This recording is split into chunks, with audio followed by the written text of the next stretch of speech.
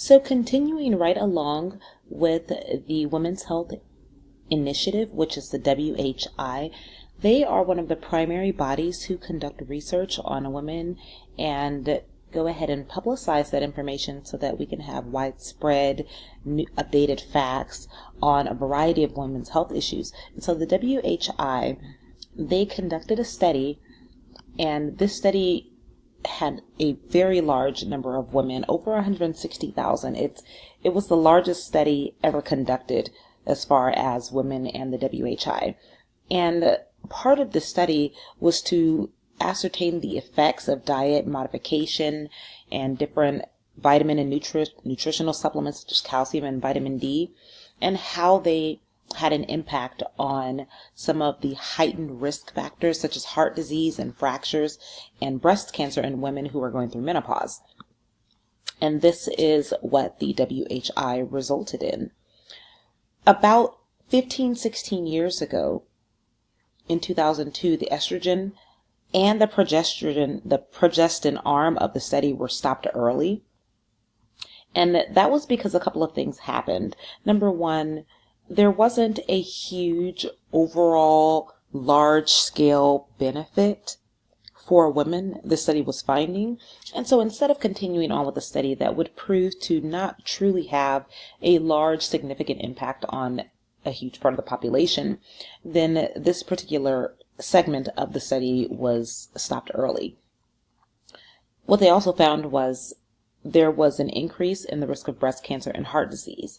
And we already know that as we lose hormones, as our hormone production decreases, then the primary and secondary sex characteristics may also have an impact.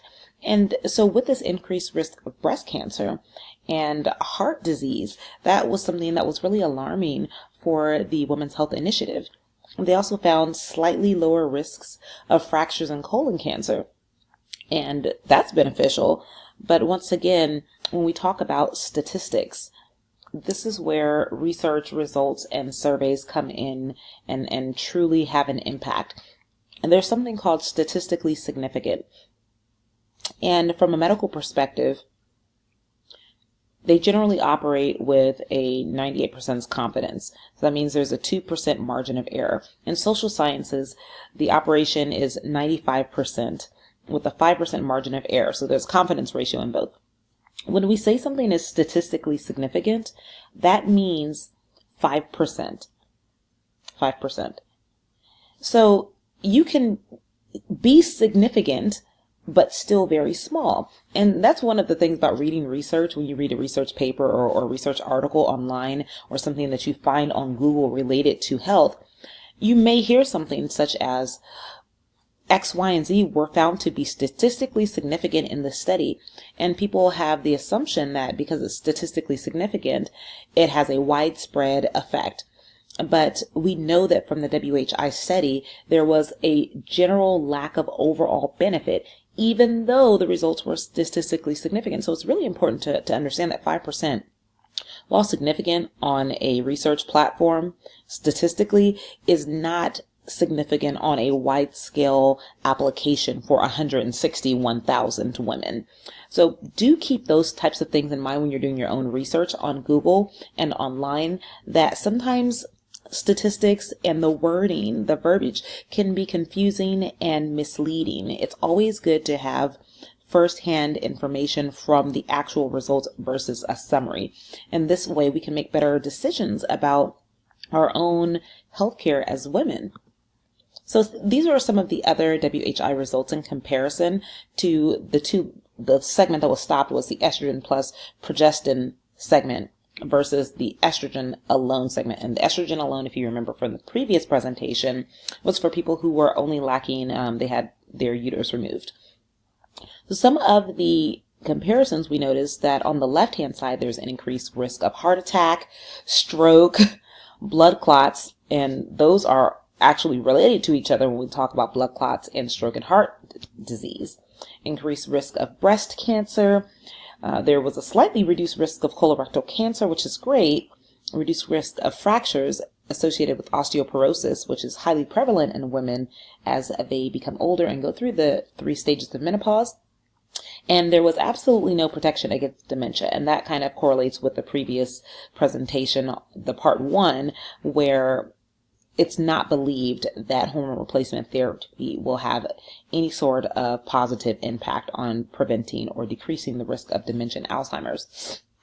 And now we look at the estrogen alone segment, found that there was no difference in the risk for heart attack.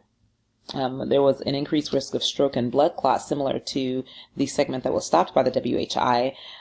Uncertainty as far as breast cancer, and no risk in colorectal cancer, and a reduced risk of fractions. So it seems like the estrogen alone version had slightly outweighed the estrogen plus progestin segment, and this is particularly why that segment was stopped early, because the perceived benefits were not nearly enough to outweigh the detriments that the study was finding with women.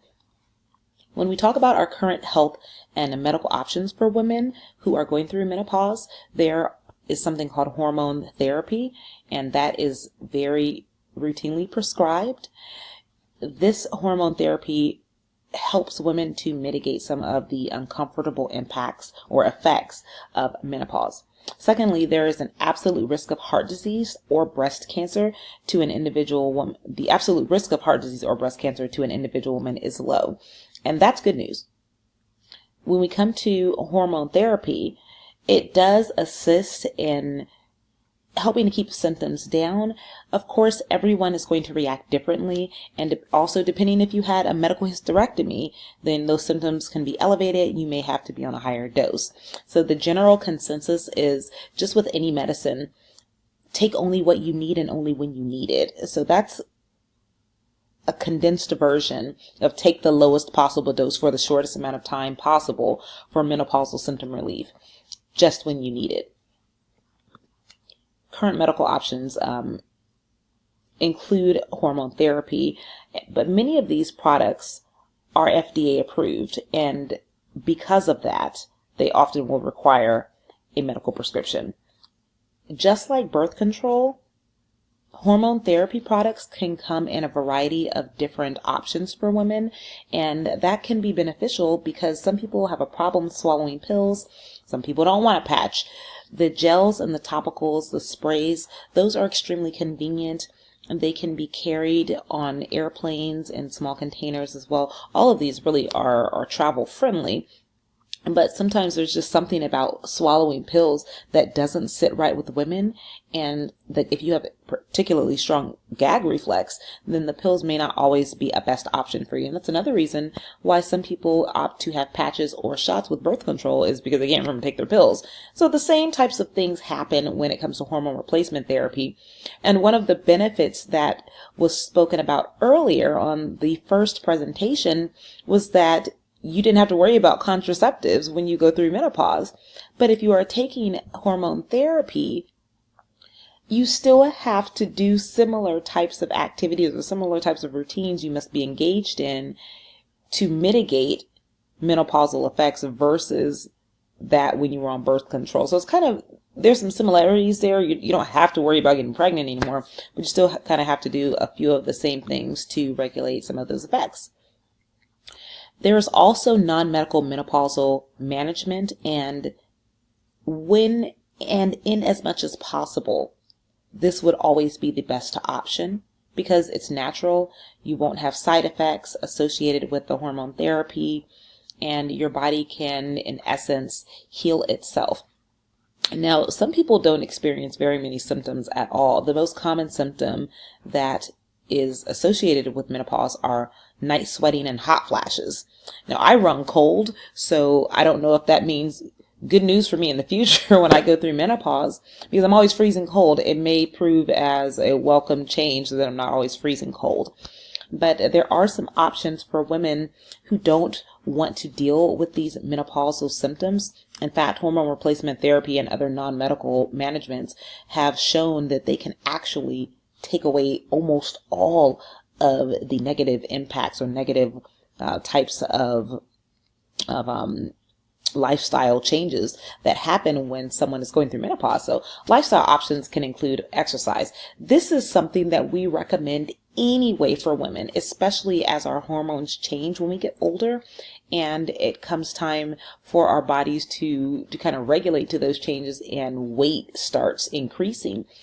Therefore, regular exercise is something that should always be maintained even in your senior citizen years. Weight-bearing exercises and aerobic exercises. Strength training and resistance is not on here, probably because women have a higher tendency to develop osteoporosis. But resistance training is never a bad idea, and you can do that safely in your senior years. The reason why weight-bearing exercises is on here is because it actually helps with the prevention and or management of osteoporosis. Many women believe, and many men who believe this as well, that when you're older, you should do non-weight bearing exercises because it'll put too much stress on the joints. And that's just simply not true. You have to stress your joints. And I believe that you guys should have had another class probably in high school that talked about distress and eustress. And eustress is the good type of stress that helps our bodies and our minds become stronger and adapt better. And so eustress in the form of weight-bearing exercises actually helps to strengthen the bones and keep the muscle strong and help you from experiencing muscle atrophy and bone weakness, which leads to osteoporosis. And of course, other options include avoidance of smoking. That is just something that is, I want to say, should be common because there are so many detrimental effects, and the Surgeon General has said for decades that smoking increases the risk of lung cancer and other types of lifestyle related diseases. And then of course eating a balanced diet so that you can always have your vitamin and nutritional supplements without having to go buy them over the counter in a bottle of pills. Now we come to bioidentical hormones, and this is kind of put out there by the controversy that surrounds hormone replacement therapy. And these are natural products that claim to be identical to natural female hormones. And of course, nothing is really identical. They can maybe mimic the symptoms really well. These are not sanctioned by the FDA. It doesn't mean that they're not effective. It just means that the FDA doesn't sanction them, just like it often doesn't supplement or sanction nutritional supplements. But many people take them anyway. So a lot of these products contain estrogen, but the amount has not really been regulated, so you don't know about the quality sometimes. There are companies that have a higher level of transparency where you can get that information. So just be a informed consumer. And then we have conditions that may preclude HT, which are personal history of breast cancer, history of blood clots, vaginal bleeding, cardiovascular conditions, a high rate of stroke in the family. So these types of people who suffer from conditions of the gallbladder, liver, pain, large issues associated with major organs in the body, these individuals are not good candidates for hormone replacement therapy because their risk of cardiovascular disease, stroke, heart attack, vaginal dryness, and the like, they're all heavily increased with the use of hormone replacement therapy. So they're not very good candidates. And for these people, natural options may prove to be a little bit healthier for them. So conclusively, I want to talk about some informed decision making, and that comes with also some of the supplements that are not sanctioned by the FDA. Once again, it doesn't mean that there's anything wrong with them, but you want to be a researched, informed consumer so that you can make good decisions for yourself. So stay informed. It's important to read. Sometimes we don't want to read the labels on the bottom, on the bottles of things, but it's really important.